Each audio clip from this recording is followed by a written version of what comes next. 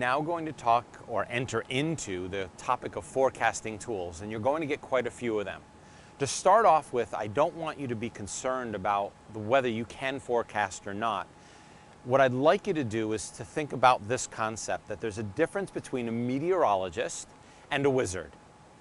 A wizard is the type of individual who will be a pseudo-forecaster.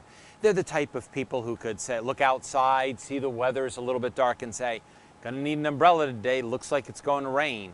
And that's a forecaster. I mean, you're making a prediction. But when we talk about a meteorologist, we're talking about someone who has tools, methodologies, approaches in order to be able to create some type of future prediction that could be usable. So for example, you've heard this before, you've heard about a weather or a storm or a hurricane coming, a cyclone coming, and you had to make predictions about what you need to do based upon that prediction. A barbecue, an event that you're having, or in terms of business or organizational design, it could mean economic changes, it could mean governmental policy changes, that if they could be predicted somewhat accurately, you could end up making better decisions. Now, the difference in another way is that a pseudo-forecaster might be able to take together old predictions and use them as current. They kind of repackage them. A meteorologist can't take yesterday's predictions and use them for tomorrow. There's no way. They have to create new connections, taking new information to create what tomorrow will bring. Now, what's good about this is the tools that you're going to learn are going to help you to also be able to determine or distinguish between someone who's giving you a forecast, a prediction, or someone who's really just playing the cards on you and you don't know that. So there's a good value besides just learning the tools.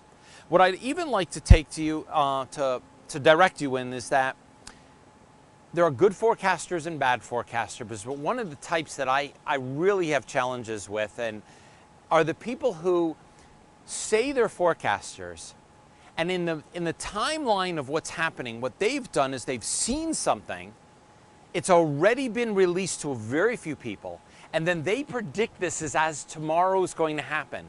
The reality is, to the people who know, it wasn't a forecast. It was actually just an advance notice to you, and you accepted it as that way. One reason this is in the book is because I remember reading this blog that used to come out from someone I knew, has since passed away, and every time I would read it, I would say, I knew about that. And I not only knew about it 3 months ago, 6 months ago, it could have been a year ago. I knew about it because I found that the more informed I was, the more informed I was more I was out there in the world, the better able I was to make my own predictions. I used the concepts of enterprise thinking. I took the connecting the dots, which you've learned about. I took the awareness tools that you've been exposed to.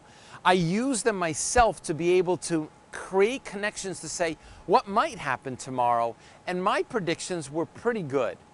So what I would like to tell you is that even for you, when you're looking at this category of forecasting, I want you to trust your own gut and realize that you too can be just as capable of many of the forecasters out there.